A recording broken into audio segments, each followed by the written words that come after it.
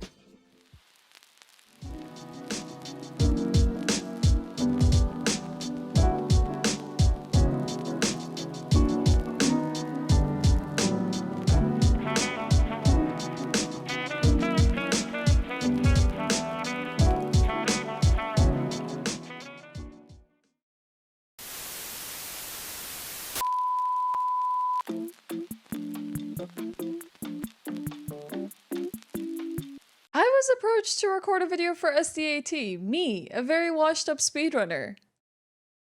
Hello everyone, my name is Ashwin. I used to be a Dark Souls 1 speedrunner and trying to hope to come back to it, but dabbling in a bit of stray speedruns these days. I'm best known for my hosting at Break the Record Live, an event at ESA Marathon, but I'm also one of the staff and organizers at Speed Souls, and Speed Souls is a Souls series speedrunning community that features all the Souls games including Bloodborne and Elden Ring. And just like SDAT, our charity marathon annually benefits Save the Children. So if bingo races, speedruns done at 2x movement speed, and all series relay races appeal to you, then you should come by and check out the Speed Souls charity marathon that is taking place this year, October 21st to 23rd. It is mostly a Souls series marathon, however we do accept submissions from anyone and everyone for all sorts of games. Our marathon can be found at twitch.tv/SpeedSouls, but you can also get information on our Speed Souls Discord and Souls Run Twitter about when we'll do these marathons. Enough of me, let's get back to SDAT.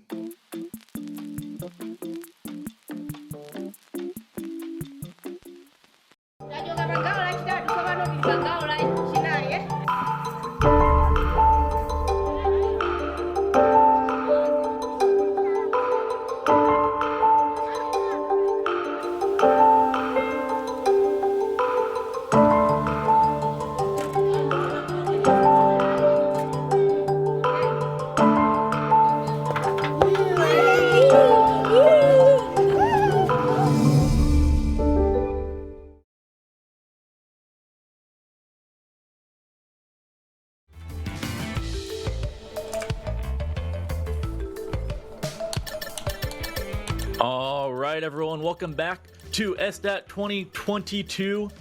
We have a very exciting run coming up. This is a Crash Bandicoot 4. It's About Time, run by Reidzz with Cherry here on the couch. Reidzz, you want to take it away? Yeah, sure. I need to know whether it's Coco or Crash though to start. Like, let me double check on that. It looks like Coco just barely inched out Crash for the win. yes, yes, Coco, let's go. By $13, it was 345 to 332. Oh damn! Jesus. Ooh, close one, close one. I'll quickly set that up as well. Then I've got the Dying Bandicoot battle to quickly start the game as Coco. Simple enough. Beautiful. I'm basically ready. Did we just start? You want to introduce yourself as well, Cherry, or? Well, hello, I'm Cherry. I run this game as well, though I haven't done it in a bit of a time, but I am knowledgeable about the game to a certain extent.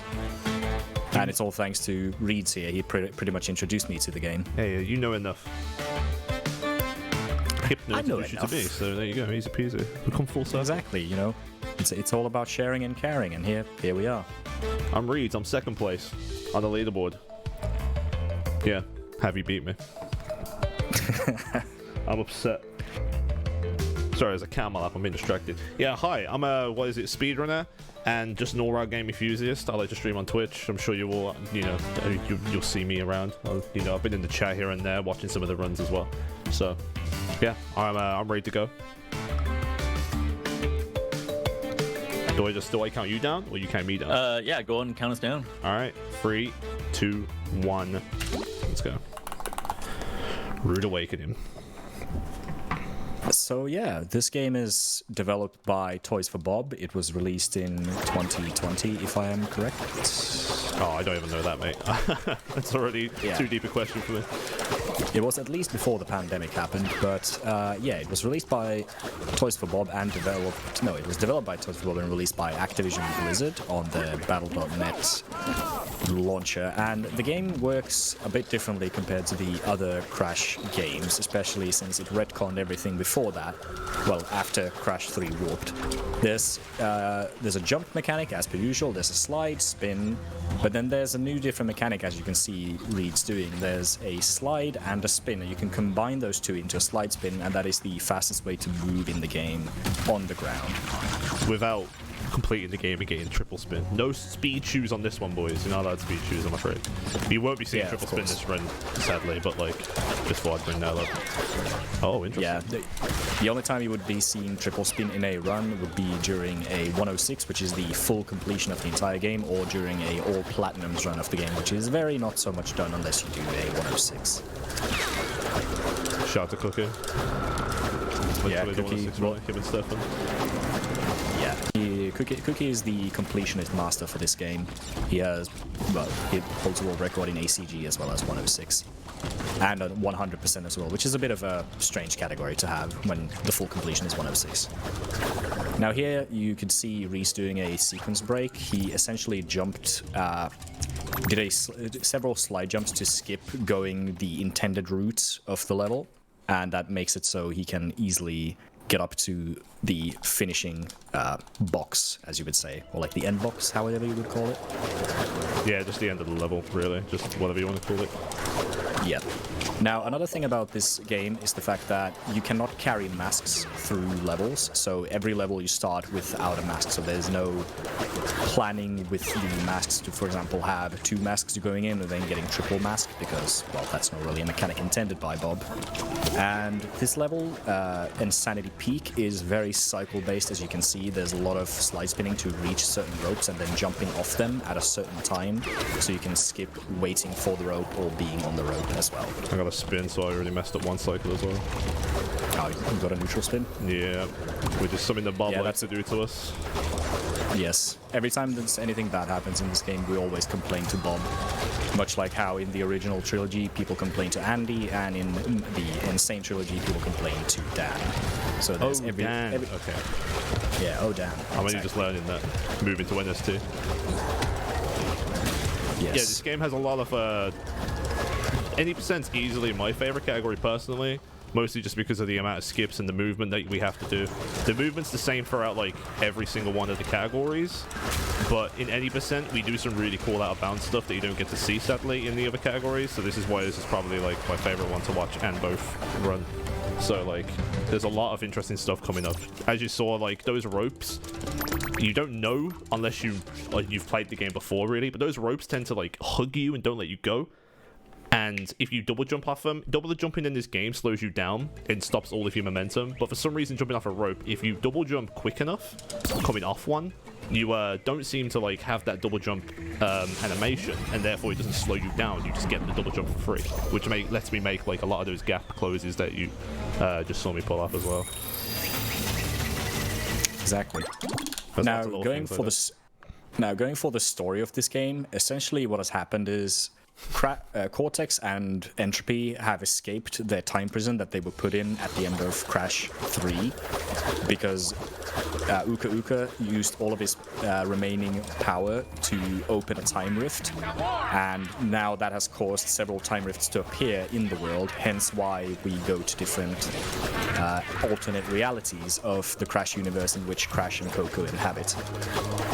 And because of that, they have to gather the quantum masks, which are the sort of main power-up thingy, as you can see here with Coco having Lani Lolly, which is the active and inactive disappearing blocks that you can use, and you use both back triggers, or you can use one of them to make blocks disappear or make them appear, depending on which sort of universe you want to appear in. I should mention that like it's actually RT or R2 and Y or triangle, but like I swapped triangle to LT/L2 because later on when we get a different mask, you're gonna see me basically like use the mask at the same time. But we'll get to that when we get there. But like later on, you'll see that as well. There's, as you said, there's 4 masks that was laying lolly. Let's just swap in like different platforms and stuff that are in other dimensions, so you're able to stand on them. Simple stuff, you know, usual time traveling mechanics and that, you know. With any percent, there's not really much usage of Lani Lolly besides completing the stage, but in ACG and 106 you will see Lani Lolly being used to his full potential, which is essentially avoiding explosions from TNT and nitros by exploding them and making them disappear. So there's a lot of different shenanigans you can do with the rebindable buttons, because normally you wouldn't be able to do that if it didn't have the rebindable buttons. But with this game, since it's on PC and also with consoles, you can rebind the buttons to make some very interesting stuff happen, especially with the third mask of the game as well as the fourth you can one. rebind buttons on a console. I didn't even think about that actually. That was one of the reasons I didn't want to run on console, because I was scared about not having the rebindable buttons. Yeah. Now, these first levels, they're not really that skip-heavy, but they do have some very interesting cycles and such that you will have to rush to get to. And there are some mask abuse to skip certain things a bit faster. There's some sequence breaks of levels where you, for example, like right there, you can skip up to the higher point of the level by just slide jumping and double jumping to get up there. Which, quick little thank you to Bob for not putting an invisible wall there, because they love putting invisible walls everywhere in this game. They've tried their best, their darn hardest, to make sure you do not get out of bounds. Yeah, it's sort of a trend going through these games that invisible walls are there to either help you or prevent you from doing stuff that you would normally think would be possible. There's stuff that we never even covered that, like, in the originals, you'll see, in speedruns, you'll see people do whole skips, but you can't do that in NST, and I feel like that's what most people have experienced nowadays, being that it was, like, you know, a remake and newer and stuff. But when you slide on this game, you don't lose any height. If you slide off a ledge, you actually don't lose any height at all. You'll maintain it until the end of the slide. So that's something to keep in mind as well. Hence, when you see me just going over gaps with the slide spin, I'm essentially just doing a whole skip, where the game just, you know, lets me maintain. It just doesn't drop any height when I'm sliding, basically. Simple as that. Yeah. And since you can combine the slide and the spin and chain them together, if you extend the slide far enough over a gap and then spin, you can do that over gaps consistently. Now, this level is the first one with a pretty big skip. This is Hit the Road, which is the last level before you get to the boss engine. And this has a very interesting skip where you use a checkpoint box to jump up to an invisible wall, to jump up to another invisible wall, and then to use a mask to go through an electric gate, so you can land on another invisible wall, and then from there jump over into the rolling ball section, which normally you wouldn't be able to stand on normally. Otherwise, you would be in a rolling ball section, which you will see later. And from there, you just slide spin to the midpoint section of this rolling ball section. So where Reidzz landed on the sanded path, behind there, that's where you would normally be at the end of going through like a little gauntlet of cycles and moving platforms. Yeah, so that skip right there saves around 45 seconds, I think. It is a very big skip considering it saves over 10 seconds. Yeah, for anyone who's played the game casually, you'll know the whole like Lanny Lolly section that we just completely, you know, blitzed over. You don't even get to see. You see, you know, I just slid spin through the whole part, as like Cheza said, where you're supposed to be in this little ball, which I'm gonna call the ball. Someone in chat, please remind me what this is called, because it was said in Twak. Do you remember what this is called, Chez? The ball? I have completely forgotten. That makes two of us. I can't remember what this ball is called, but it's the same one from Twak. I forgot what it's called. But yeah, this is essentially what the first part of the level, like because you reach a cutscene, and that's where you enter this ball. But we skip that first section, so we're at this second section, which is much shorter, and then we just reach the end of the level much quicker. The chat was correct. Atlasphere, Monkey Ball, Ligma Ball, they're all true. Every single one of them. Exactly. Atlasphere is the correct one. Thank you. So yeah, and with that skip, we were able to get to Engine in less than 10 minutes. And Engine has the first big run killer of the run. It's only a run killer if you're bad like me, but hopefully we're going to see if you don't first try and everyone's going to clap, right? So... yeah. Now, Engine has two different fast methods of doing. There's the standard intended method, which takes over 2 minutes to do. If you did time this. yeah, it's something like 3 minutes, 10 seconds normally or some shit. Yeah. Oh, sorry, got some emergency service in the background. We're going too fast. Get so fast. So fast, I bloody soft locked. So part of the problem with that is that if you hit the drumstick in too weird of a wrong way sort of thing, it will basically break the boss fight and you have to start again. Yeah, this method called drumstick method was discovered by Haku, who's a Japanese runner of the game, who came out of nowhere and just sort of blitzed to the top of the leaderboards essentially, and he just discovered this method, for example. Try one more time. But the method that was used before is when you get to Engine at the top, you would slide and spin into him, and that would count as 2 hits. So you would skip the first phase of hitting the enemies into his speakers. So you would just go into his damage phase immediately, and that would just save so much time over doing it the regular way. I think it's safe. Oops. And then Haku discovered this method, which is just ridiculously insane, and it requires a lot of timing, and there's the risk of soft locking as well.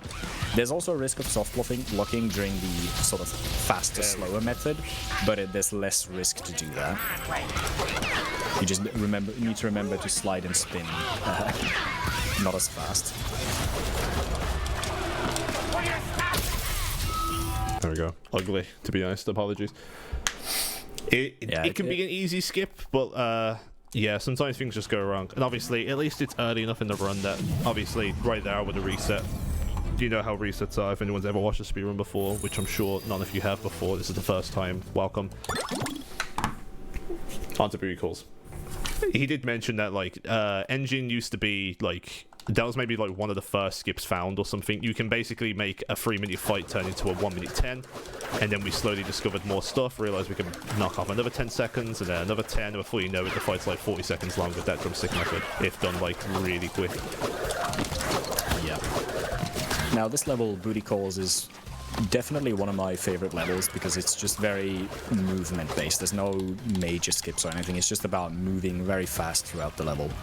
Yeah, it's a bit of a shame that we have this rail section. There's like slight hope that we're able to skip it one day, but as it looks right now, it's kind of unavoidable, sadly. Because anytime you see me on a rail like this, it's just an auto scroll. I can't go faster, slower. I just have to deal with it, try and avoid the obstacles they've gave me.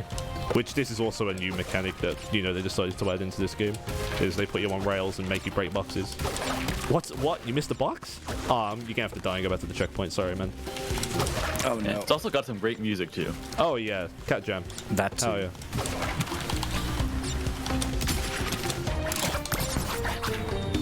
But yeah, this level, as long as everything goes okay, you just slide spin to the end basically. There's only like, there's no skips really, other than just, I guess, kind of skip like this here, I guess, but like not a lot. Yeah, there's it's like just a small skip.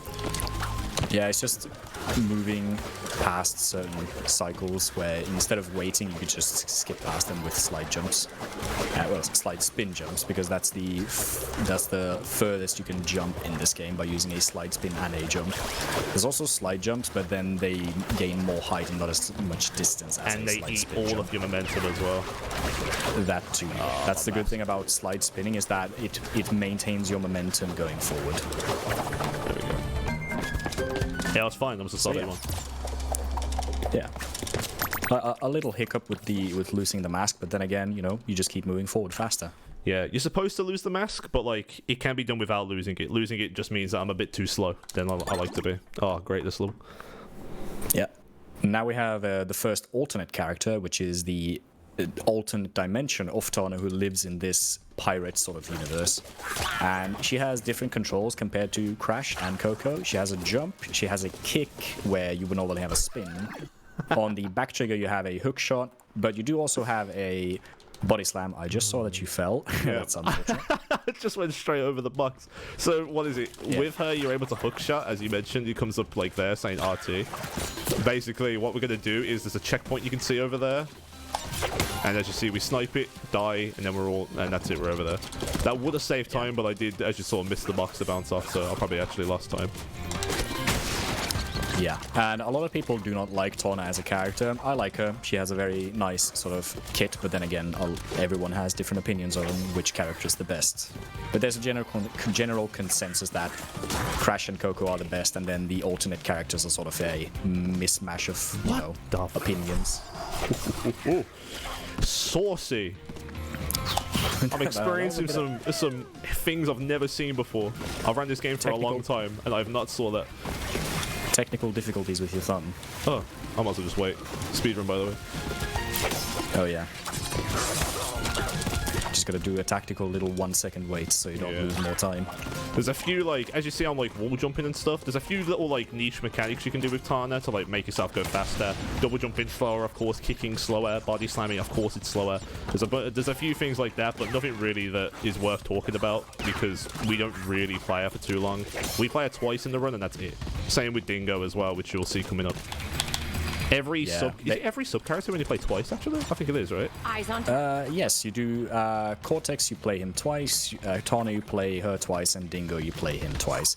Everyone has their own individual level, but then Cortex has a level combined with Crash and Coco, and then Tawna and Dingo have a combined level, which is Rush Hour, which is my favorite level, even though everyone hates that level. Oh, my legs. I don't understand. I don't understand. Yeah, it's like you play each of them 1.5 times. Well, the thing is, I can agree that it's bad. It's still my favorite. It's bad, but I love the level, man. Look, I like it. The one thing I can agree that is a bit egregious is the rails. There's a lot of rails in that level. It's just like, I don't get why they decided to make a level where you play 2 sub-characters as long as it is. It's the longest level in the game. Even in any percent, we can't skip it, chat. We have to deal with it for like a full 4:50, I think. I think Conguard's 4:48 now, but like, either way, we have to deal with the level no matter what. Oh, that's bad. Yeah, it's a long time. And the time trial for Rush Hour as well is quite long, because it takes about... Well, the time at the end is usually like 3 minutes or something. No, the time at the end is like 1 minute, isn't it? I think it's under a minute. Am I stupid?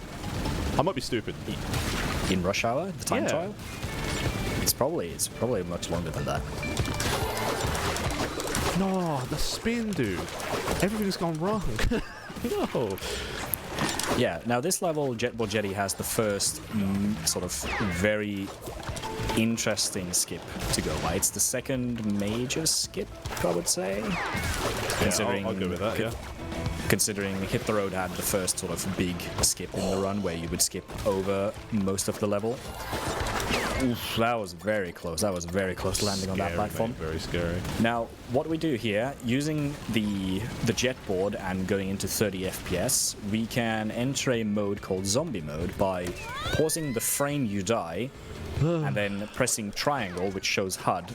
Oh, no, we didn't get it. Now, by using that method, you can speed up the death animation and still live even after you die. And that makes it so you can skip past the mini-boss in this game, in this level specifically. And it's the only mini-boss in the game as well. Don't eat my jump, please. Thank you. I can soft lock here. Because the game thinks I'm dead, if I fall at any point here, the death plane won't kill me because I'm already dead. And therefore, I would just fall continuously forever. And therefore, the run soft locks. And you can imagine what that's like in a natural run. The run's over, start again. This game is very unforgiving for, like, sort of the end game runs. Like, if you get to the top of the board, it gets extremely difficult to, like, you know, do it. Just the same with any game. You make that one little mistake, it's kind of like it's either too big or it's just complete reset. It really does depend on the mistake. But if, as you can see, here we're supposed to be on the jet board, and as you can see, it's just we're not doing that. Yeah, is it you're able to skip past using the jet board and as well the mini boss of this level, which is Louise, and hence why it's called Louis. It used to be called Louis Skip, or is it still called Louis Skip? Nowadays, I still call it Louis Skip. Yeah, I mean, yeah, you could still call it Louis Skip. Yeah, that was a pretty big bounty to find the skip back in the day. Yeah, that was. I think it was like $1,000. Was it that much? It's quite a lot. I think it. I can't remember who found it in the end either. Sadly, I can't remember his name. But yeah, people really did not want to fight Louise. She's not really a fun fight. Random boss. Don't know why it's there. They just thought that at it. It's not enjoyable. You're on a jet board. You're not even fighting the boss. Yeah, it's strange that they didn't add a second sort of mini boss anywhere else. Super in the game. Sphere. Sorry. Yeah, now this is the second mask of the game. This is Akano, who has the Dark Matter Spin, as you can see. It makes it so when you activate the power, you enter the Dark Matter Spin, and you're able to destroy locked crates by just touching them with the spin. And also, by jumping, you gain a lot of, you have lesser gravity, so you can make bigger jumps. And with the triple spin mechanic that you get at the end of the game, you can combine that to gain a lot of speed, which is you can see it in the time trials, and it's very fascinating to see and very satisfying to pull off once you learn how to do it. Yeah, as Roscoe said in the chat as well, you can actually skip Louise without doing a zombie, but it's a bit of a weird one. You have to go like sort of all the way around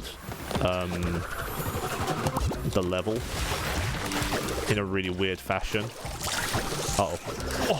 Because the game's a bit, you know, as we said earlier with Invisible Walls, Bob likes to put them in places they shouldn't be and where they should be, but not high enough. It's a bit weird. They also give you the mask here to use, but we don't even need it, which is funny, to just get across all this. Also, this skip saves 0.5. Massive. Yep. There's a whole lot of skips that save a little amount of time, but then again, once you're at the top of the leaderboards, they are kind of required to save the most amount of time. It's also just fun. When you go out of bounds, you always feel like you always feel just slightly more cool than the average gamer. You're not, you're worse, but like, you do feel cool, and that's all I can really hope for.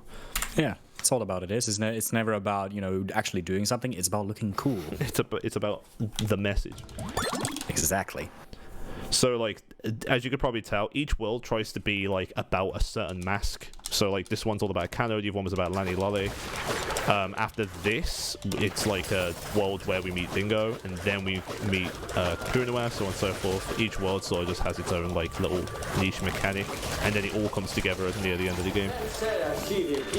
Yeah, if you watch the cutscenes, it'll all make sense, but in the speedrun, it's all about just going fast.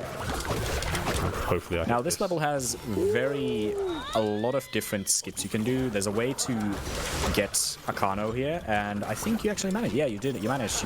By touching the checkpoint before hitting the Akano mask trigger, you're able to carry Akano to this section of the level, which normally you shouldn't have him here because you would be getting him by this checkpoint.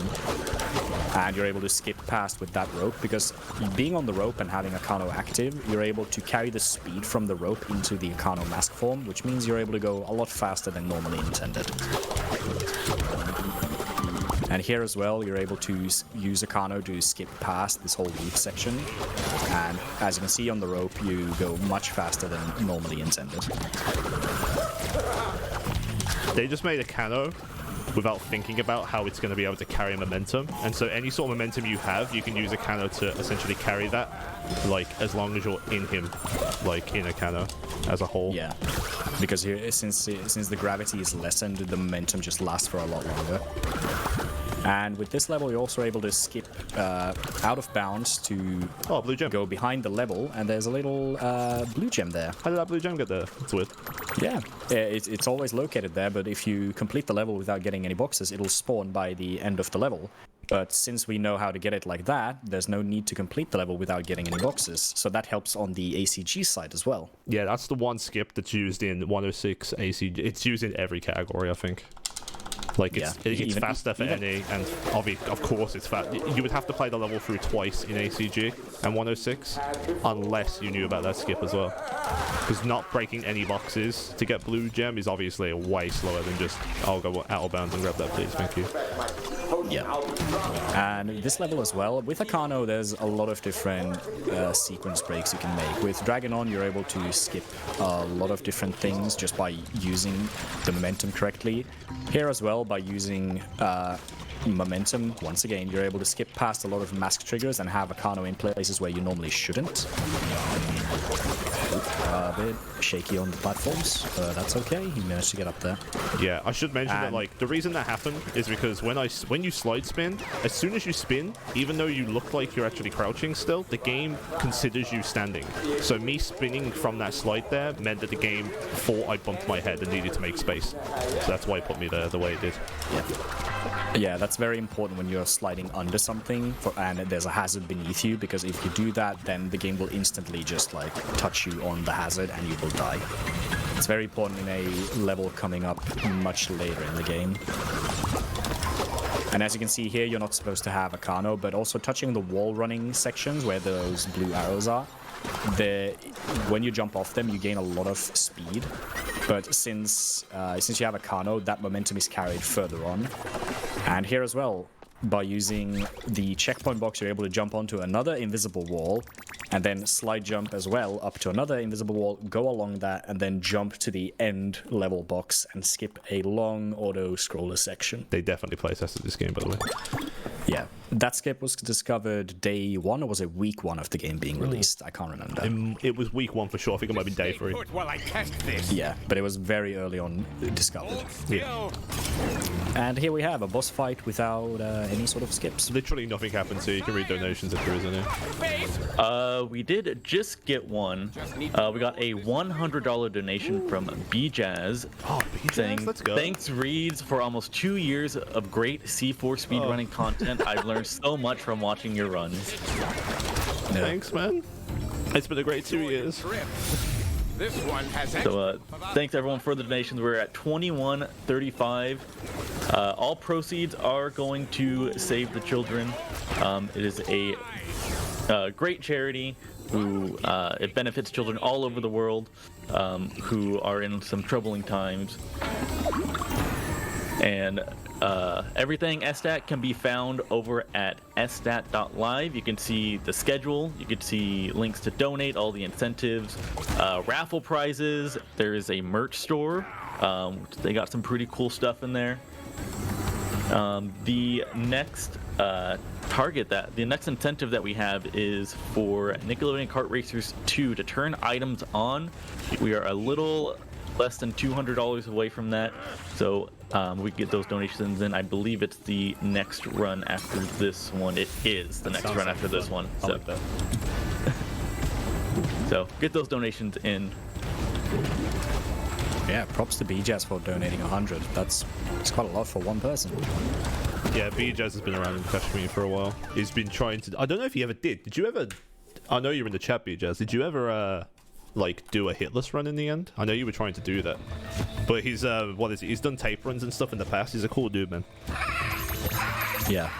What Crash 4 has, it has a mechanic called the flashback tapes, and you get them by completing a level or to a certain point of the level, deathless, and you collect a flashback tape, and that reveals the backstory for Crash and Coco, sort of what happened when they were created by Neocortex. And it's a very, very funny section of the game, and also it enlightens a lot of people on how, like, what happened when Crash escaped and how Coco was created and such, and just in general a lot about the good background about the characters in the game as well. Yeah, there's actually like so much content and lore in this game.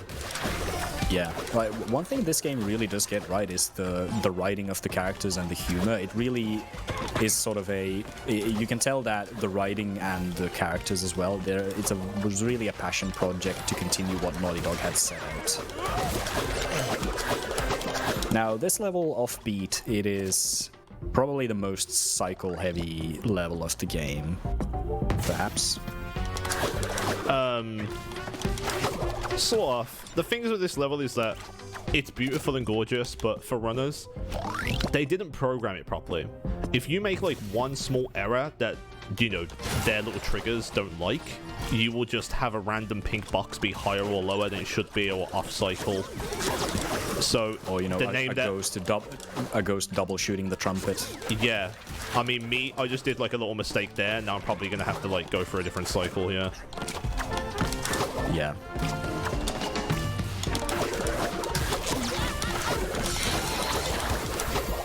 Also, there was another thing there. When you defeat Embryo as a boss fight, you unlock the inverted levels of this game, which puts a sort of filter on the whole level, but you play the level again, but it's in a mirror mode type of deal. Yay! The whole. So you get, exactly. So you get to replay the whole game again, but with a different filter on it. Some of them are very cool. Some of them are very annoying, and some of them just hurt your eyes to look at.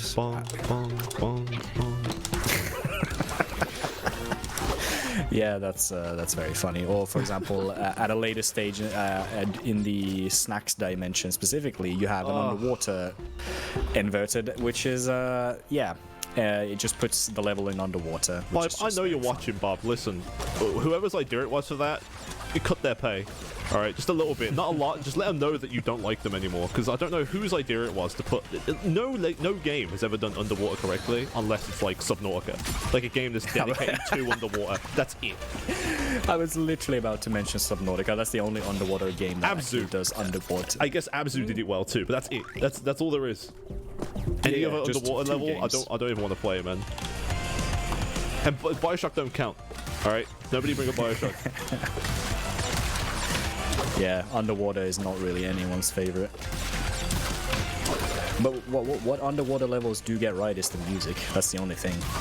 Oh yeah.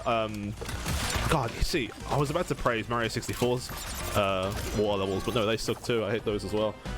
Yeah, but their music is fantastic. Yeah, Diodox is a great soundtrack. Yeah. So yeah, that was Offbeat, which is a very it's one of the levels.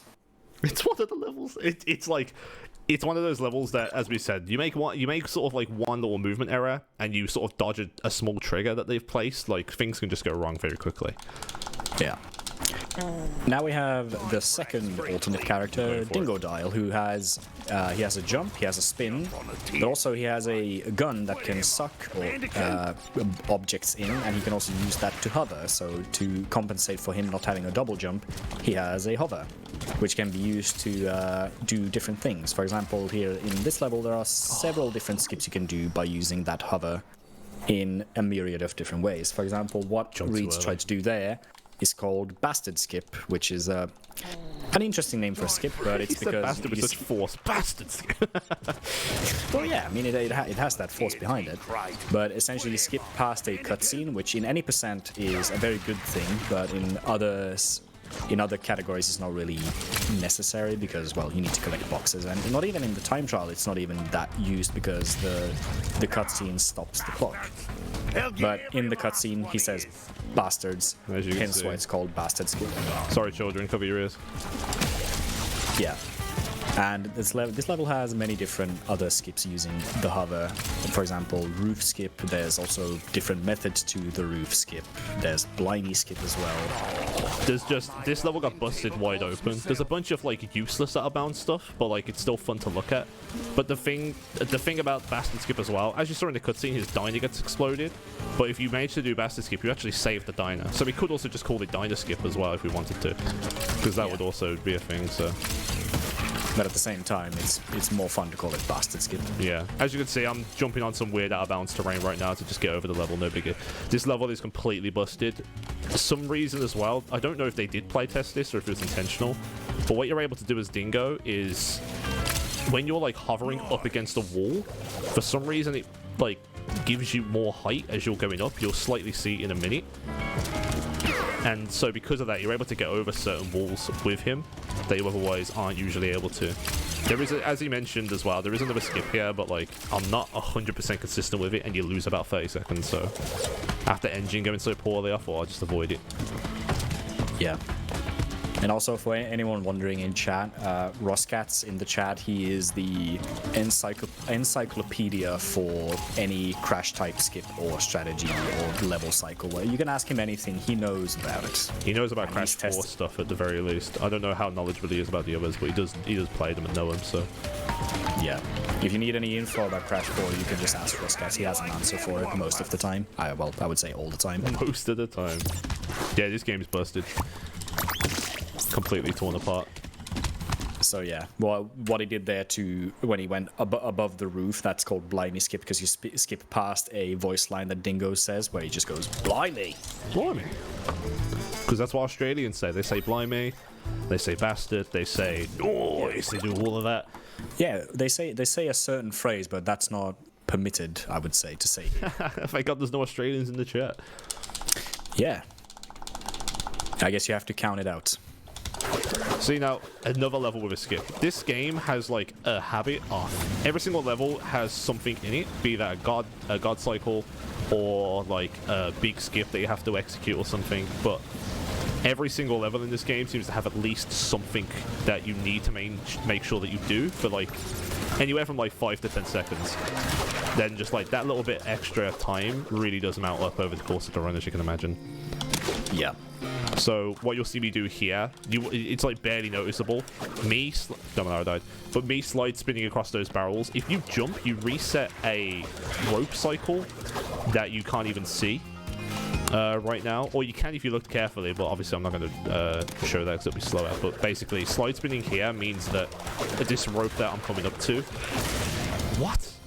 is like in the right place for me, rather than having to wait around for it. These nitro bats are doing me in right now. Yeah, the nitro bats are not fun to even be near, because they can just suddenly drop the nitro and you just die.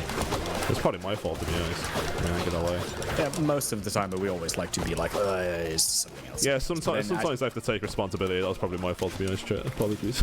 Yeah, but also dying there puts those bats at different cycles. Usually they go in tandem with one another, but then sometimes they just go in different cycles. But this is what we mean by, like, what is it? I did one thing wrong, and now the game decided, okay, these bats are now just going to randomly go where they want to, and you can't really do anything about it. And that's what we mean by sometimes the game just says no. Right now, this is also a god cycle that, you know, you might not even notice. If this takes my mask, it's not really a big deal. Ooh, okay, I skimmed it. That's god cycle as well. Like, there's little things like that you don't really know when you start the game, where you won't know why people. Hence why I hit that red box. It'll be like, what's the point? But that was actually to like cut a corner for a trigger and stuff. There's a bunch of stuff. Oh, I'm out of bounds, by the way. Yeah, there's an out of bounds there you can reach by just slide dumping. I don't know how Bob did not test that, but you can do that, and the water is not all a kill plane. There's a certain death plane there if you go far too long to the right when you try to reset the camera that you can touch, but if you don't, you can just go here in the background and sneak past a little crevice, and you get past the where the jetboard is, and somehow the trigger, you're able to reach it from underneath and get onto the jetboard. And you reset the camera by going into the corner, and hey, well, you skipped a long auto-scroller section. Yeah, that auto-scroller, you've got to wait for TNTs to blow up for, like, a little diner guy on, like, a portable boat diner to, like, move through and stuff. It's really tedious and ugly, and nobody wants to see it. Yeah. Also, with these platforms, you're able to do a hyper jump by going into the platform, but also going diagonal onto the other, so you gain the speed from both those platforms. Well, both those, whatever they're called. English hard right now. What, ramps? Yeah, ramps, that's the word. Man, really, language difficulty really ramped up there, huh? To be fair, ramp's a weird word, it's okay. Yeah. And now that we have completed this world, we go into the snow world, or is it the 11th dimension, as it's called? 11th and 1854, some weird shit, yeah. Something or other, yeah. Yeah. So this is where we encounter Kapunawa, which is the time stopping and resuming mask. And with on PC specifically, you're able to alter the frame rate. And the lower the frame rate is, every time you unfreeze the time, you move forward a slight distance. And if you spam both of the mask buttons, you're able to essentially blink forward a short distance. And with lower frame rate, the back distance is much longer than it's supposed to be. So you're able to do some very interesting shenanigans. We're already by the cutscene of this level, which is incredibly fast. Yeah, so with Kapunawa, as you mentioned, basically, the lower your frame rate, the further you go. So obviously, we could put our frame rate to 2 FPS, and we would fly we're able to get through invisible walls and all sorts at that low. But the speedrun obviously capped it at 30 because you can only imagine what sort of shenanigans would have to attempt to pull off to go through certain things on this game with this mask. Yeah, and also this level uses an invisible wall. It is a bit finicky, this trick, but you're able to get up onto an invisible wall and skip past a mask removal trigger and have Kapunawa to the end of the level. And since you have Kapunawa to the end of the level, you're able to complete the level in 30 FPS and use it for the next level, which is Stay Frosty, where you're able to use the mask as well. No! I knew something bad was going to happen. It was going too well. Ah, damn. But at least there's a platform under there, so you don't lose too much time. Eesh. It's very finicky to control. That takes a lot of you eventually gain your muscle memory. That's one of the hardest things in the game to learn to do. Yeah. But it sounds simple, right? You press both mask buttons at once. How hard can it be? And then you try it, and you're like, man, this is insanely difficult. It makes no sense. Yeah. And combine that with jumping, where it makes it even harder. Sorry, the cat is just freaking out my lap. He just bit my leg. Yeah, so in this level, you carry the 30 FPS setting, so you don't need to do some extra menuing. I don't know if you did that, or if it's still in 30. Yeah, I'm in 30. Oh, yeah, it is still in 30. So yeah, so you're able to use Kapunawa in this section without having to menu to change the FPS. Oh, missed the checkpoint, damn. You call yourself a gamer? I got scared in case something went wrong and went back. Yeah, so you're able to use Kapunawa on this rail section and just speed through it, rather than just riding through it. Thank you, Dama. Now there's also a way of, after this rail, it removes your mask automatically when you touch the end of the rail, but there's a way to get past that rail and keep the mask. It is, I think it's frame perfect in some way. I don't know. Yeah, we've only ever done it. I mean, I've only ever seen you do it. I don't know if it's actually applicable, Roscat. I don't know if you know either, but if there's a way to do that consistently, obviously we could save even more time on this level, which would lower the world record even more, hopefully. Yeah. The thing is, it is possible, but is it consistent? We don't know. It has only happened to me once when I was time trialing, so there's a possibility it is possible, but at the same time, I haven't recreated it to this point. Listen, I'll make the cat appear later, chat. Relax. I'll show it at the end if she's still here. Yeah, the cat's a void currently. It's been 37 minutes, has it? And my legs are aching because I'm cross-legged on my chair, and the cat has not moved. I can't move. Yeah. Now, this level doesn't really have any skips of anything. It's just about moving through the level. Well, it has certain it has one skip. non-intended ways of getting through the level, but it's just about just you'll see. Essentially, there's two boxes that for some reason Bob didn't put quite on top of each other, so there's ever so slightly a ledge you can land on from the box, which means that obviously we're able to skip another trigger to have these platforms fall initially. So it's coming up now. There'll be two boxes here you'll see me land on, and hopefully as long as I get it, I should basically skip a whole sort of little cycle here. Yeah. There you go. Yeah, because those platforms hang in the air, and with Kapunawa you're able to freeze time and land on that platform to get up to that section, and you'll skip going to the left and then up to the right as well. You jump past an arrow box to jump on that. He's not here, right? Yeah. He's not here. I don't think. I mean, I used the command. He's not there. Alright, good. Oh, there he is. Okay. Yeah, that line is Pablo's favorite. He didn't skip the... he didn't, like, spam the chat with it, thank God. Hello, Pablo. This bit's all... there are, like, little things you can do here. When you're on the ice here, even if I'm pressing boost, you can't see and I'm not going faster, but it does use your boost cooldown for some reason. So, like, you have to be careful not to spam it on the ice exactly, but, you know. You can boost jump here. Obviously, being on ice is slower, so we want to stay, like, as fast as possible. When we're on the ice, you can actually, like, as you're landing from here, you'll see me do it now. Hopefully. Oh, God. If I spam both quick enough, I'll get the boost and the jump. No, I only got the boost. But if you get both, you also go a little bit faster, too. So there's little things like that.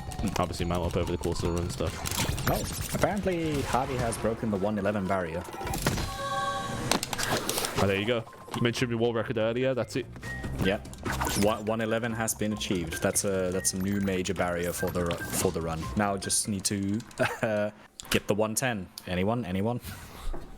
Yeah. So the community sub as well, chat, is around about.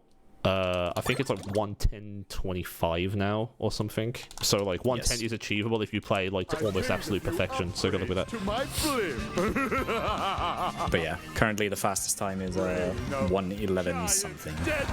So like here's a punch bot skip. What is it? So what you're intended to do here is there's actually 4 punch bots that you have to hit each time to damage Cortex at once. So right here, what we're gonna do is as long as we hit the punch bot in the correct way, he'll essentially go under Cortex instead. And he didn't because I'm bad. So you see that purple smoke that bounced off him? You won't see that if I do it correctly. It'll go under him instead. And then when you die, for some reason it dupes the punch bot. So we'll have to see if I can at least get it once. It's like one of those skips that is weirdly inconsistent because we don't quite understand how it works. There we go. I got one at least. Stop! All right, have it your way. So now that not hitting him means that when I die, it will respawn again. There it is. But it's faster because I only got 1 punch bot. It's faster to die there and then save this for the 4th phase instead, and then just hit a punch bot normally here. Of course, it's on the right. Something was on the left. There's a bit of RNG in this fight too. We can spawn on the inside or on the outside, on the right or the left as well. There's also another bug here that I can try to show off. There you go. Did I do that? You can do it this way. For whatever reason, if you slide and then holding the slide button, jump the like same frame you hit the ground, you end up in a constant slide animation no matter what you do. The Roomba method. So each punch bot saves about 12 seconds. So we lowered that from like a 154, 155 to like a 130, 129-ish. So every punch bot you get, easy peasy. Yeah. Now, story-wise in the game currently, since you defeated Cortex, Entropy has gone behind Cortex's back and made a time rift machine type thingy. Thingamajig, yeah. Yeah, so Cortex has decided to team up with Coco and Crash to take down Entropy. Is this gonna kill me like it did yesterday? No, okay. That vine for some reason can just, even though it's not like spawned or anything, can just randomly eat you alive. Because the game thinks it's out. I think when it comes out of the like little pocket or package, whatever it's in, as it comes out, the hitbox goes out through the floor, like through you or something. I think that's probably why. Yeah. Now this is another level that doesn't really have any skips. There's a way to maintain the Kapunawa mask, but is it faster to just normally go through the level? No, it is faster to use Kapunawa. What? I went through that faster. Thank you, Bob. Yeah, that can happen. That's just Bob programming. Oh no, I lost my mask there like an idiot. But basically, you'll see Kapunawa come up in a minute.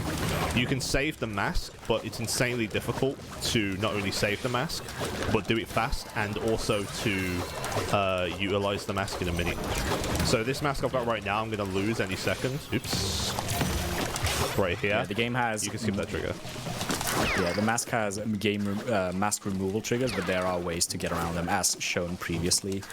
With Akano, it's quite easy. With the 4th mask, is going to be it's a lot easier to do simply because of the mask power, which is gravity control. But the main reason why we would want to keep Kapunawa is because, as you might have saw on Stay Frosty, On the rail, I flew by the rail because that's the only way to go faster on the rail to our knowledge. I'm pretty sure we've most likely tried everything on the rail, and the fastest thing to do is use Kapunaware at like 30 FPS. So Yeah, the best way to be would be to save the mask, go onto that rail, and then do that blind. Because of how fast you're going, the camera won't keep up. You have to do the whole thing blind at 30 FPS. Muscle memory, good luck. Yeah, and since there are rocks in the way that can kill you, you have to remember when to jump as well. So it is very difficult, but again, it would save time. I don't know how much. I can't imagine it will be a huge amount, but like, yeah, it's like a TAS-only trick, really. There's probably a bunch of stuff on this game that's only TAS, but like would be insanely definitely. Let's see how these prehistoric. Now here we have the third alternate character, which is Cortex's own level. Now Cortex has a jump, he has a dash, he has a gun that can be used to blockify the enemies, which can be turned into either a solid block to stand on or a bouncy block, and then if you shoot it the third time, the enemy will revert into their original state. So there's different ways of using that as well. As you can, there's a way to store the dash speed into blockifying a character into the bouncy state, and you can carry that momentum to go fly much higher, as you will see with this method. It's called a hyper jump. So right there, we'd have to usually go all the way around, or we could use the box to sort of jump off a specific box that spawns kind of thing. You have to spawn in the box using the exclamation point and come back on yourself, or you can do what you just saw me do there, hyper and get up for free, basically. Yeah. It was kind of unexplained for a long time. We knew that hypers existed with Cortex, but we weren't quite sure how to replicate them. Whereas, I think it might have been Haku, I can't remember again, but like basically someone came along and said, okay, let me fiddle with this, and worked out how it worked. There is another thing with Cortex as well. Where is my dash? That happened yesterday. What the hell? Oh yeah, you just... Yeah, weird. What you can do as well is at the end of every single time I do this dash, you'll see me do like a little hover. That's to try and maintain more airtime with Cortex. But what you can do is if you shoot, it cancels those frames, so you actually hit the ground sooner to dash like earlier. Oh my god. Great fossil fuel, by the way. That was optimal. That's probably calm gold, actually. That might be the best that you've ever seen. Insane. Yeah. Cortex is definitely the fastest character to use, but you only use him twice in the whole run. Luckily, thank God. Yeah, he's a bit of a jank character because Bob decided that, oh, you know what he needs in his levels? A lot of jumping rather than dashing and shooting. They should just made his gun actually like obliterate things and gave him like a bunch of enemies or something. Yeah. All right. Do we have a couple minutes for donations? Go ahead. Nothing happens in this level. Just a bunch of hole skips. Go. All right. We got a $5 donation from Mash saying, Reidzz, smile for us, please. Turn that magnificent mustache upside down. Heart, keep being lovely, everyone. Keep being lovely, everyone. And remember, you're all cute. And then we did get a $5 donation from Leaf saying, let's get the items, guys. The items? Yes. For the next one, right? Yeah, make sure you get that. That does sound fun. Yeah. There's currently about 37 minutes left on that incentive, and we're about $150 away from turning the items on for Nickelodeon Kart Racers 2. And then just to remind everyone, this marathon is benefiting Save the Children. Every little bit helps. Even just $1 can provide 4 children with treatment against pneumonia, one of the top 5 killers of kids under 5 years old. So every little bit helps. Even if you don't have the means to donate, just spreading the word, letting some people know, interacting with the social media definitely helps a lot. So I appreciate all the work, everyone. Yeah, good cause, man. Yeah, get those donations in to save the children. And thank you for saying over magnificent mustache. I disagree, but I appreciate it. Oh, Jesus. Yeah, this level is mostly known for its hole skips because there's 38 of them. I couldn't tell you, and if I asked Roscat, he'll say 69 again, so it's probably best I don't know. I just pretend much that, like you did last time. There is a lot of hole skips in this level, basically. It's one of the reasons why this game is so fun to speedrun, because when you hit those hole skips just right, it really does feel good.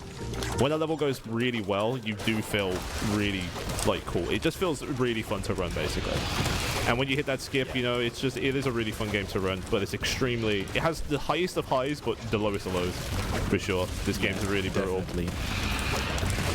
Yeah, if the game was just purely about movement and not really much about skips, it would be a very satisfying game to run because you would just be able to hold, skip, and move as, you know, the game intended. Which you are able to run the game without skips. We're not saying you can't. Granted, you will be slower, but who cares? As long as you're having more fun, that's all that matters, boys. If you are interested in running the game, obviously, what is it? We have a whole Discord for all the NST, all the HD crashes, basically. The community is really nice, I promise. Apart from a few oddballs who won't be named at all. Me. And yeah, it's really nice. We're all oddballs. We speedrun for a living. We all play a kids game very quickly, yeah. Yeah. And then we complain about it. No, they aren't. There you go. Gaffy is one of them as well. So yeah, this is the first level where you're introduced to the fourth and final mask of the quantum masks. This is Ika Ika, which is the most broken of the masks, definitely. Yeah, you thought the game was broken before. So exactly, one of them phases worlds in and out, the other one slows down time, one of them gives you a big old spin, this one lets you invert gravity. As you can imagine, the implications are endless. Yeah. Now, there's a mask trigger right here at the start of levels. You would so just by walking, the mask would be removed, but for some reason by crouching and then sliding, because you can use two buttons for sliding and crouching. So by holding the top right bumper and then using circle or B to slide, you're able to slide past the mask removal trigger for some reason, and you're able to keep Ika Ika for the rest of the level.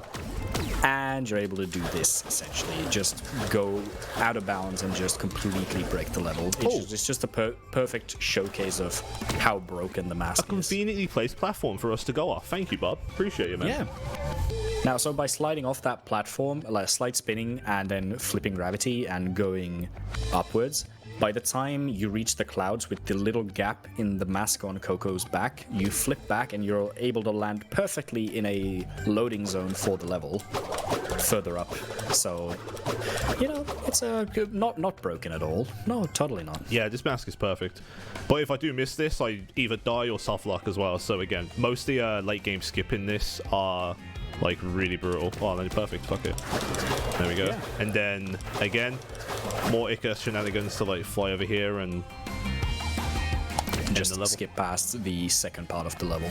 Again, there is an end rail here that if I so happen to hit the first nitro like an idiot, I will die and restart the whole level. Again, you make one mistake here and like things go wrong very quickly. Yeah, there's also a way to break the level somehow. It has happened before where touching the rail for some reason it just makes the screen turn black for some reason. Wait, what? Yeah, that has happened to me before. I think is if you touch the rail but you flip somehow, it just breaks the level. Oh, if you're on the rail and you flip gravity, yeah, you're gonna fly into the bloody stratosphere. Yeah, of course. You just fly and you don't come back. I tried to finish upside down, so I'm sorry. I pressed the wrong button. I'm an idiot. Yeah. Now, this level is probably one of the coolest level to do because it is just such a good showcase of the movement and just cycles in general. So what you can do is, like, if you go really fast here, you can get a mask, essentially, that saves another 2 seconds, but it's extremely tight, and it hasn't actually been done in a run yet. But it is doable. So this mask here that you see, we can actually grab this, like, on a cycle, but it's really hard. But for the most part, we hit the cycle just when the fire crate starts, so we're not actually able to, get the mask because it will waste more time waiting for the fire crate to go away. Which, we didn't even mention, the fire crates are new in this game, and luckily we don't have to deal with them too much in any percent, but they're on a global cycle. The second the level starts, the cycle for it begins. There is no, like, you know, load-in sort of, like, trigger. It is basically, okay, you've started the level, trigger's on, let's go. The fire begins. And so, if you make, like, a small mistake and, you know, say if you have to double jump somewhere that you usually don't, things will go wrong. Yeah, everything else in the game is on a level-based cycle. Like when you reach a certain trigger for the cycle begins, but the fire crates just start at the beginning of the level, the instant you load into the level. Sorry, I do want to say, Carry on. apparently I am bad at math. Apparently it's actually only $53 left to the turn items on incentive for the Nickelodeon Kart Racers 2. And that's closing in just about 30 minutes.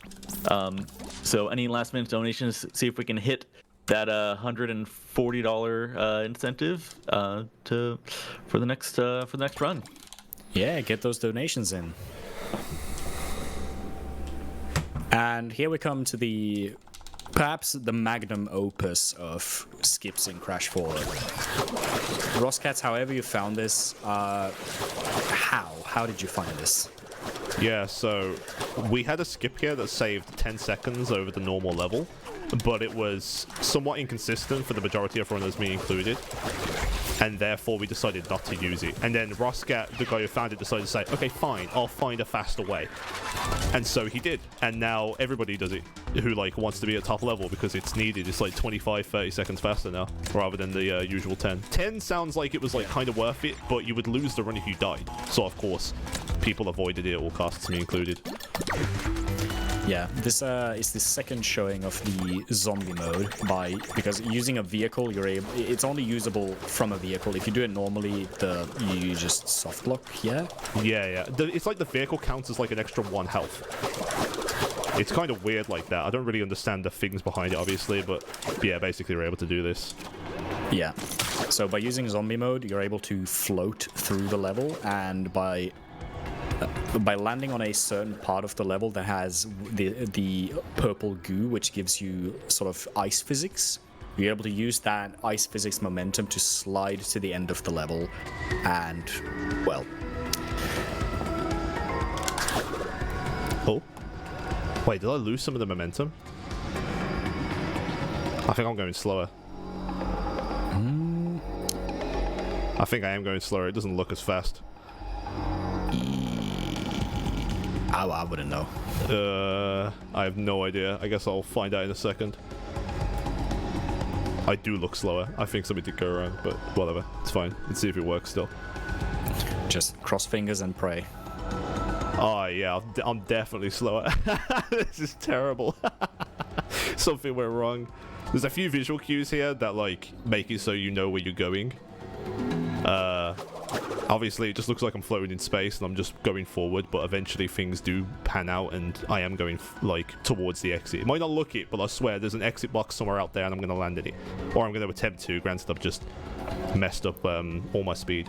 What's supposed to happen is that when you land at that specific spot, you're on, this purple goo that speeds you up in the game. And so you slide spin off it, and because you're floating, you maintain all the momentum at all times. And so therefore you're able to, go really faster in this section. I'm gonna press A later, but I don't know how much later. Probably there. Good luck, I guess. Let's see if it works. I don't know. You're supposed to glow white here and then land on the platform. But I'm glowing very white, and I have no speed, so chances are I've messed it up. Let's find out. Yeah, great. Screwed it. My bad. Well, that's a shame. I don't know what happened. I don't know how I lost momentum. It's probably just I probably did something stupid. I don't think that was the game's fault. That was probably mine. Yeah. But this is the skip off.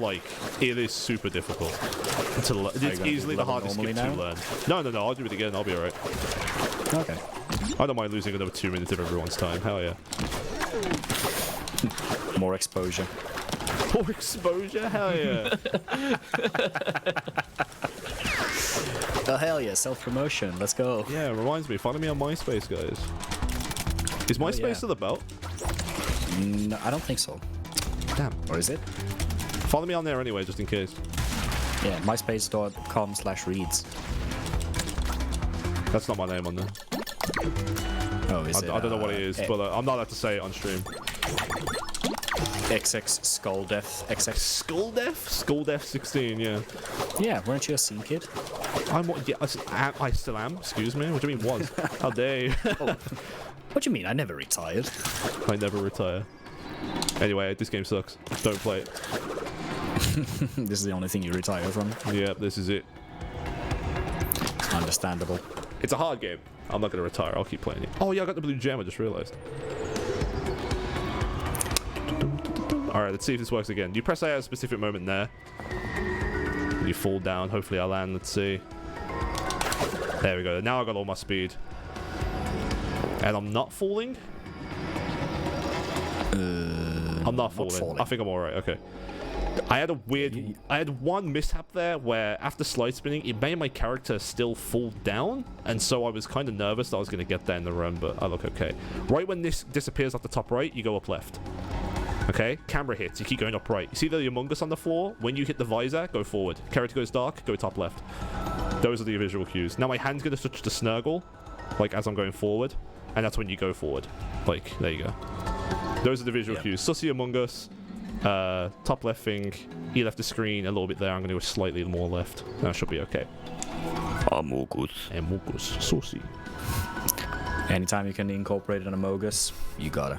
Oh, and so there's a left pillar. After I hit the first line, leaves the screen, I'm going to say, pet the schnurgle. And then hopefully, my character glows white. Yep, that should be okay. We might be able to get a slide spin as well. Hey, there we go. There we go. See? There's an actual box there. I didn't lie. I swear, there's a box. And it ends the level for Hey. Yeah, it's a very... You skip past such a big portion of the level. You skip past the first snuggle section in a way. You skip past the second just Coco section and the whole last part of the snuggle section at the end as well. So do I get meme rail? You want meme rail? Let's go for meme rail. All right. I mean, you know, those who haven't seen the game, they gotta see it. I mean, you could also just, you know, put the controller down, lean back for like 30 seconds. You know, it's up to you. Move the cat. I could show the cat, but then she'll probably eat my wires. Probably not worth it. Randomly get disconnected. My PC's exploded. She bit the power cord. Yeah. Oh, killed the run. Oh. Oh, thank God. So, why is it? What was supposed to happen on this rail is that Entropy was supposed to throw stuff at you and all sorts. This was supposed to be the start of the boss fight. But sadly, they ran out of time and we're left with a few bumper berries that we collect if you want to get a small meme at the end. But that's really it. Is that what they're actually called? Yeah, bumper berries, yeah. There's bumper and then bump out in the inverted. So, like, you get a bit of lore, or, like, you know, lore that you've already heard in the cutscenes. As Coco, you get a yeah, and as Crash, you get a whoa! Yeah. Yeah. This is the only time landing dollar is used in the run for any percent, just to get this meme. Other than that, it's just whatever it is. Yeah! Yeah. In my universe, bandicoots are considered pests. I guess it is kind of worth going into. Right there as well, that you just saw me. Oh, you see me doing this whole level. Essentially, on a console, there's a thing you can do with a Kano that we can't do on PC, which is infinite jump. And therefore, it's like, there's actually an exit box that you see at the end of, like, normal levels behind where you spawn here on Entropy. Oh, am I dead? No, I'm alright. And using the infinite jumps, you're able to actually go and get it, and it saves 30 seconds, I think? I'm not sure. I haven't run the game on console before, so I don't even know how to do the skip, like... I understand it faster. Yeah, it's faster. I would say it's about 30. Hopefully someone can say. Also, a Skeletor check? Oh, not with eyes on me. Crazy. Hell no. Oh, you wouldn't pass the vibe check there. Sorry, man. My bad. No! Yes, He-Man. He-Man. 50? Says 50? Jesus. Essentially, Entropy, the male version, sounds a bit like Skeletor in this boss fight. At least from areas, anyway. Yeah. Skeletor. I'm still on pace for a 118, which is nice, so Yeah. it's not too bad a run. Well, yeah, as Roskin said, it would save 50 seconds compared to the regular method. 50 is crazy, actually. Yeah. So PS5 as well has its own category in any percent. It's like all the consoles are in one, and then there's PC separately, and then there's PS5. PS5, for anyone who doesn't know, has like activity cards, and essentially what you're able to do is every time you go through the end box at the end of a level, you can immediately like exit out using the activity card, and then you would actually save time because of the load remover. And so on PS5, it's projected that you could probably get like a 108, I think. Probably quicker if everything went perfect. With the with entropy skip, maybe a 107 actually, if like everything went perfect. 108, Jesus, that's Maybe. Obviously, I'd have to. Roscoe will probably correct me. yeah. But like, you can go It's very quick. It's only sort of theoretical pondering. Oh yeah, by the way, we got Ikarika, which means we're gonna break the game again real quick. Yeah, totally. You can skip past the mass removal trigger just by sliding a bit out of bounds, and then, yeah, just, you know, use gravity to your advantage. Yeah. Now I'm on invisible wall. I slide spin. I'm looking for a level to load. There we go. A little scaffolding at the right. And now this whole skip, as daunting as it might look, you literally just hold upright the whole time on the D-pad. I'm going to slide spin 5 times here. No, I'm not. I'm going to die, and then I'm going to go back and do it all again. I didn't use my visual key properly. My bad. Yeah, there's two different food run skips. There's the old method, which is essentially you just float through the level and then you just land on an invisible wall and you slide to the end. This is the new method where you land much earlier and you use the terrain to the invisible walls to your advantage, which is much faster than just floating through the level. I'm gonna double jump And actually. how much would it save, really, this new skip? You know what? I have no idea. But it's definitely faster. Oh god, this looks awful. What is happening? I died once and now like the whole camera is completely skewed. It's not supposed to be completely skewed. Luna, can you turn my light on for me? Yeah. So yeah, well, Roscoe said know you what. can't use 30 FPS and a few other issues, so 111 on PC it's is like 109 on PS5. So you save like 2 minutes from activity cards. That's pretty crazy, right? Yeah, that's Just in itself. Like, ridiculous. thank you. That's just hardware difference. God, I put me Yeah, so far yeah. away there. Oh yeah, there's a box here, by the way. We finished the level. Yeah, a bit weird. I don't, again, no idea how people discover this stuff, but obviously I just use the skips. I'm not here to find them. You know what I mean? I ain't here for a long time. Yeah.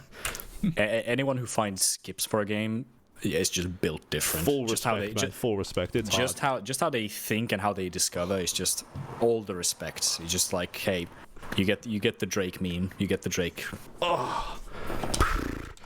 This cat is still on my legs. Favorite level, woo! Oh, yeah, let's go, baby! These tall poppies now. Yes, we get to play as 2 sub-characters. We don't even get to see Coco or Crash during this. And it's the longest split in any percent. Fantastic. Oh yes, you get the most level out of one level. So, we play as Dingo. Ideally, we want to end Dingo section with a 154? Oh, I think it's a 156, actually. So Dingo is like really quick here. You literally just walk forward the whole time. There's not really any skips on this level at all. There's a small one that saves 2, but nobody does it. I'm not sure why nobody does it actually. It's kind of free. It's not exactly hard. It's just nobody really goes for it, I think. I have franchise potential. Jumping later with Dingo. You can jump layer, yeah, but there's Am I a franchise? Could I open what is it? Oh yeah, I guess every time you boost with Dingo, you're actually losing time. But I'm on about the elevator skip. That's Elevator skip. Yeah. Yeah, there's just so many different things you can do to save like tiny amounts of time. Yeah. Tiny, that's a character, guys. Nod to Crash 3. Nice reference, dude. Yeah. One per league coming soon. Yeah. Keep your eye out. Not in this game though. Haha. Haha, Tiny's gone. Yeah. Tiny's gone. gone. Crabberay. Yeah. Yeah, this whole part. Basically, that elevator saw me go down. You can skip over it, and it saves like a second or 2. But nobody does it. Because, you know, why? Who cares? Just 2 seconds. Speedrunners, by the way. I get that mask for safety. Just in case something does go wrong, which, again, it is Crash 4. Something can go wrong any second. Bob can decide, actually, we don't like what you're doing to our game and just kill me. Future franchise. This is the elusive Tana skip, by the way. So, right in this elevator where you just saw me go into, you can actually, right above that is the end box. So if we can find a way with Dingo to somehow get up and above that elevator and into the box does work. Like, we've tested the box works. But if we can find a way to get up there with Dingo Dial, we can skip all of Tana. This whole section is 3 minutes long, and it is like the most annoying part. It is just rails and a bit of jumping. If we could find Tana skip, it would save almost a full 3 minutes, depending how quick the skip was like to execute. And therefore, you can only imagine that as the 111's just been achieved, shaving 2 to 3 minutes off that, it means that, you know, the game's over. Like, yeah, and the thing is, if Torna skip would be found, it's such a shame because doing Torna movement is actually satisfying. It's just the fact that it's ruined by the rails. I'll give it that. I'll give you that, okay? Favorite level, by the way. Yeah, simply because of simply because the Torna movement, it is very satisfying to do. But then once you're just sitting on rails, you're just like, more of this again. Yeah, as you can see, this is the whole thing is an auto scroller. We just sit here and do this. But it would be nice if somebody can somehow find a way to like unpack the game almost back into its sort of files and look through Unreal Engine at the invisible walls. That would be absolutely huge because we'll be able to find a way to like actually like see where you can stand and everything. Yeah, if we could see the invisible walls at the place, we could actually use them to literally just find Tana skip. We can find something, can find a way to maybe just climb up as Dingo. Or we could put it to rest. We could find nothing, and that's just as good. Because then the meme dies and we can all go back to our normal lives. Yeah, it's just like, oh, there's no invisible walls to stand on. Well, Tana skip. Great, I guess we just play Tana. It's fine. But like until then, we don't know. That's the problem. We're all sitting here thinking, yes, I can't wait for Tana skip. Yeah, there's also in the next level coming up, there is a potential massive skip potential, but it's essentially not doable at the moment. We don't really know a way to get up there. There's essentially right behind where you spawn in the next level is Cortex.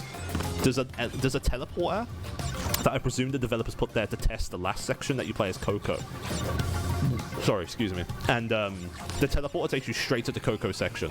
So you would skip out, not only having to play Cortex any longer, thank God, but you would also... That's going to kill me, oh my God. You would also skip out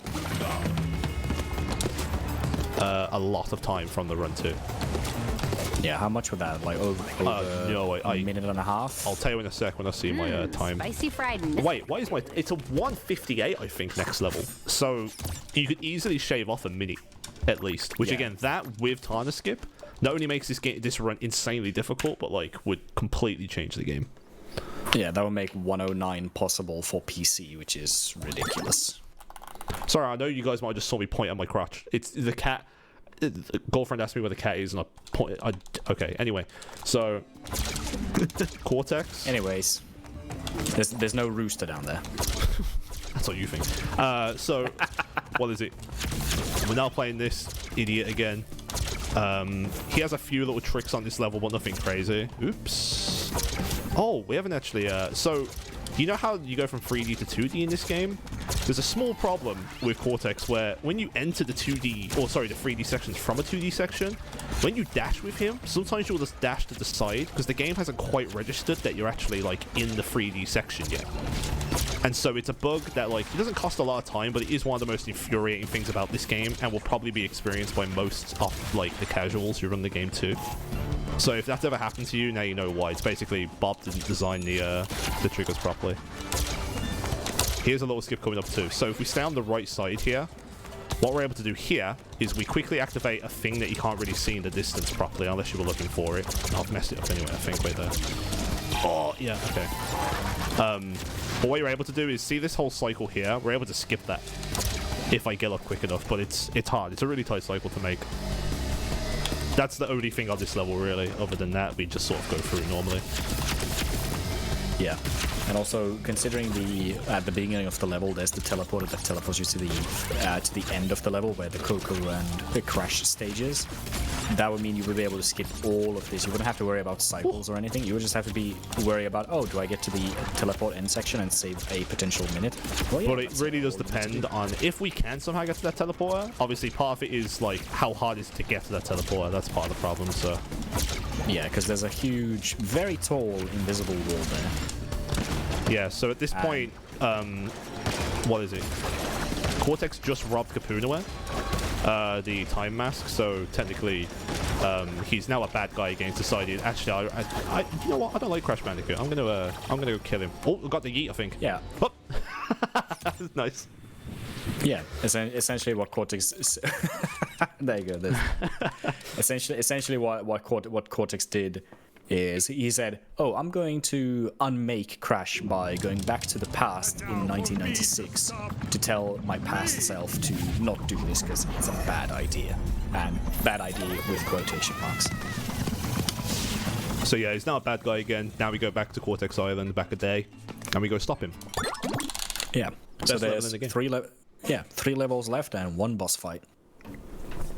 All right, and as we get into the last homeworld, I want to plug one more time.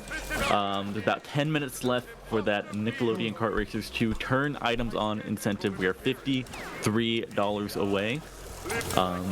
So get those donations in.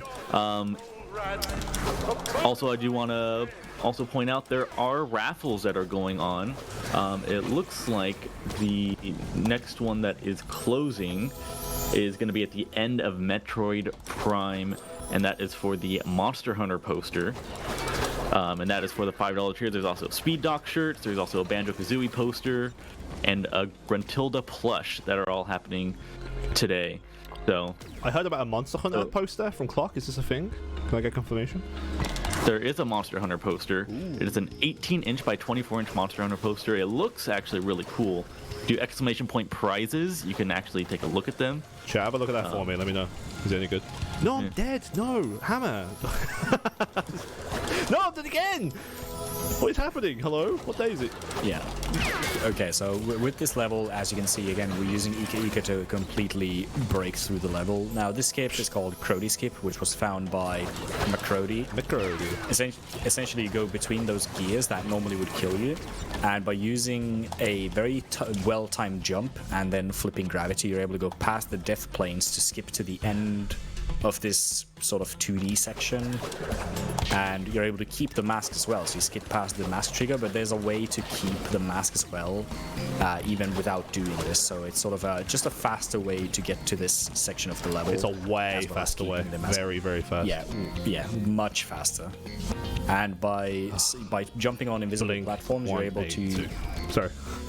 Yeah, you're able to use You're able to use the mask to skip to the to a very much later end of the level where normally you would also keep the mask as well, but you're just doing this much faster by going out of bounds. Okay. I messed that up earlier. And there's a very big trend in the game by counting to 3, but not actually counting to 3. You just say different things like Pet the Schnurgle and Blink 182. Yeah, the game has a lot of like little niche timings, but rather than time it normally, I decided I'm an idiot and I'll make up funny things for it. By the way, we got Kapuna Roy again, so oops. Yep. So 30 FPS. Here we go. Right here, I'm gonna go to the right side of this because there's like 3 cockroaches here. That going to that side means that they don't actually have any AI. It just breaks them. And because of the speed we go at, sometimes they can just randomly decide they're on the left or on the right, so it's a bit awkward. So I lose a second to not have to deal with a weird cycle, basically. That was awful. Yeah. I died a lot. I sucked. I don't know what happened. It was like 5 deaths there? Yeah, it was really bad. I don't know what happened to me. So Yeah. this last world is really funny because Toxic Tunnels doesn't give you a single map. A single mask. It's all about like cycles and playing really well, even from like a casual standpoint, essentially. And then the next level that we see, Quarters Castle, gives you like sort of the mask gauntlet and asks you to use them all like to their sort of best ability. So these are easily the best 2 levels in the game from a casual perspective as well.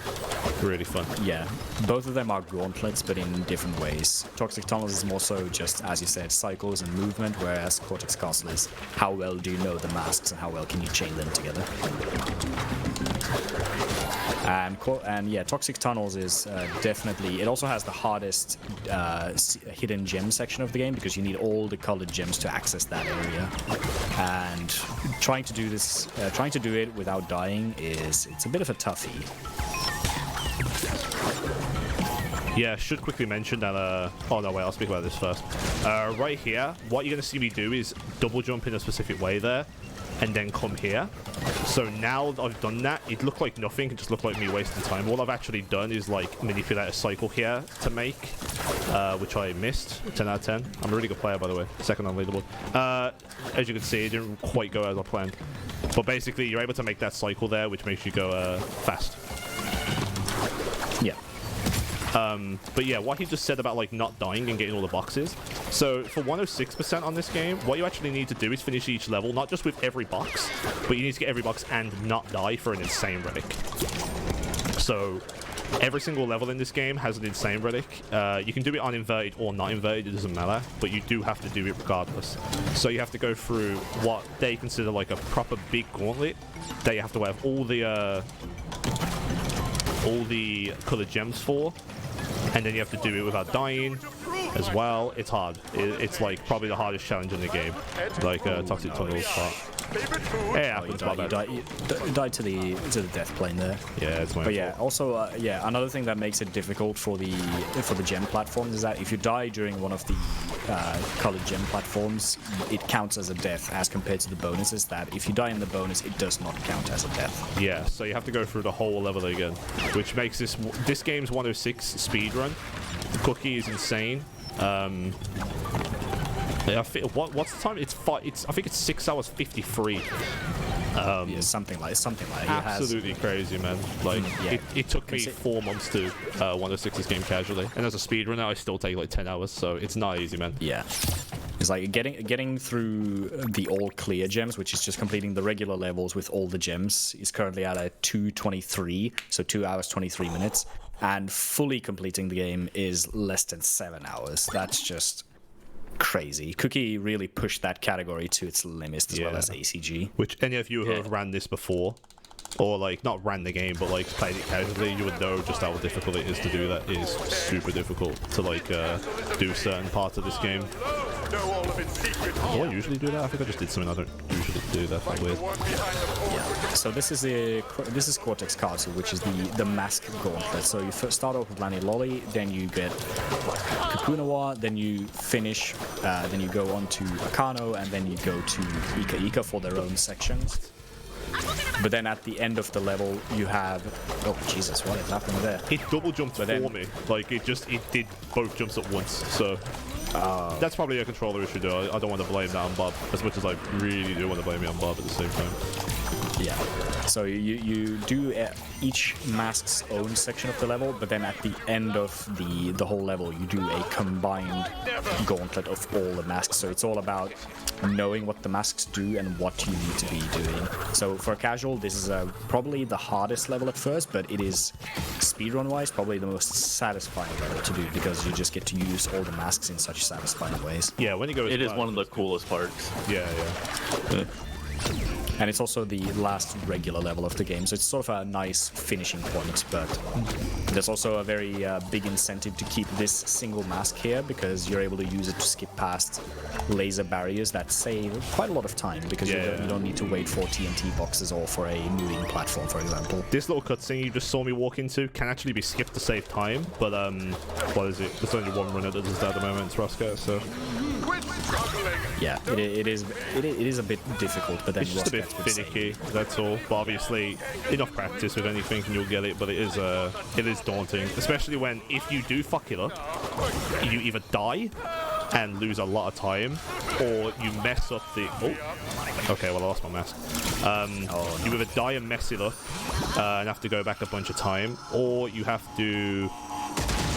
it takes longer because of the way the cutscene works. There we go, that'll do. That was a small backup.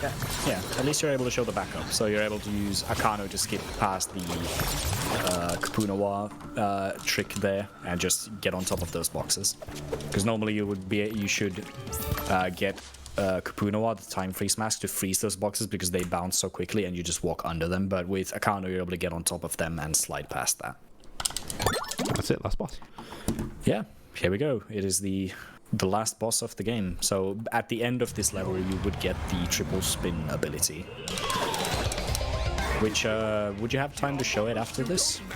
Potentially. It all depends how Estimate is and if the next one is ready and stuff, obviously. Just relax. I'll show cat. I'd rather show my cat off rather than show off triple spin. I'll be like, here's a cat, by the way. Her name's Inky. She's adorable. Please, like my cat. Reject speedrun, embrace cat. Exactly. Which is just essentially human history. What's funny about this, last section here? These platforms that are coming up, they take either 3 bounces or 1 body slam, and they're actually RNG how long it takes before they come out of the ground.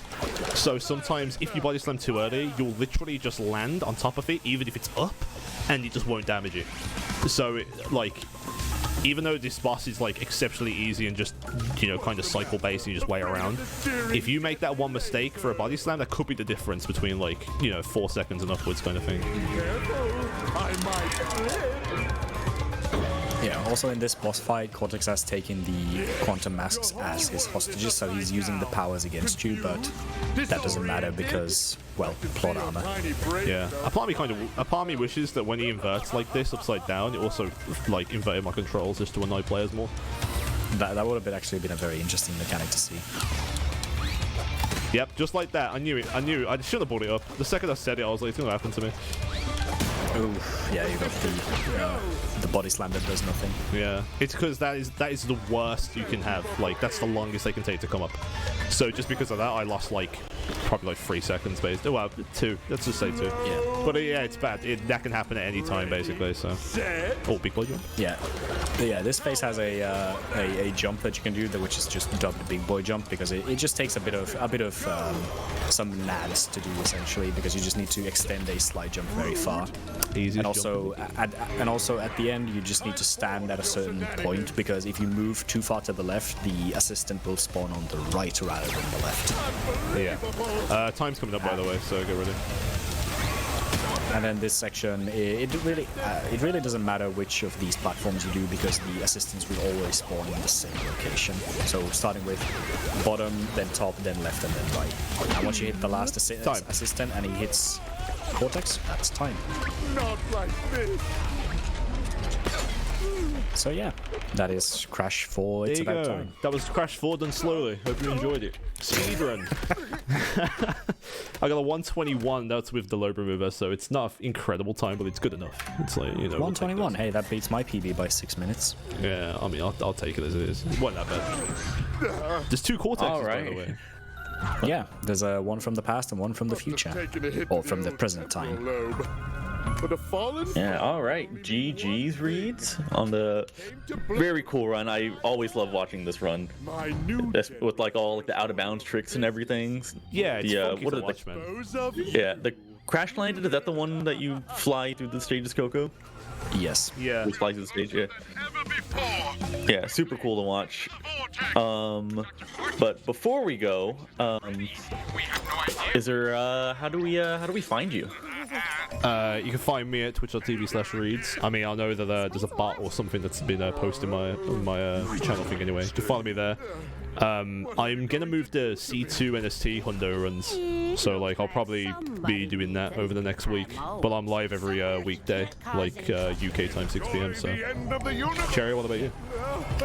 Well, yeah, I'm Cherry. You can find me at twitch.tv/CherryXVII or 17 in Roman numerals. I do sometimes do Crash 4, but most of the time I currently do South Park: The Stick of Truth and a bit of Crash 2 100% on the MST version as well. It depends really, it's, And also I also do Spyro SRT 117. And there's the cat. There's the cat. There we go. As you can see, she's very sleepy. She just woke up. So.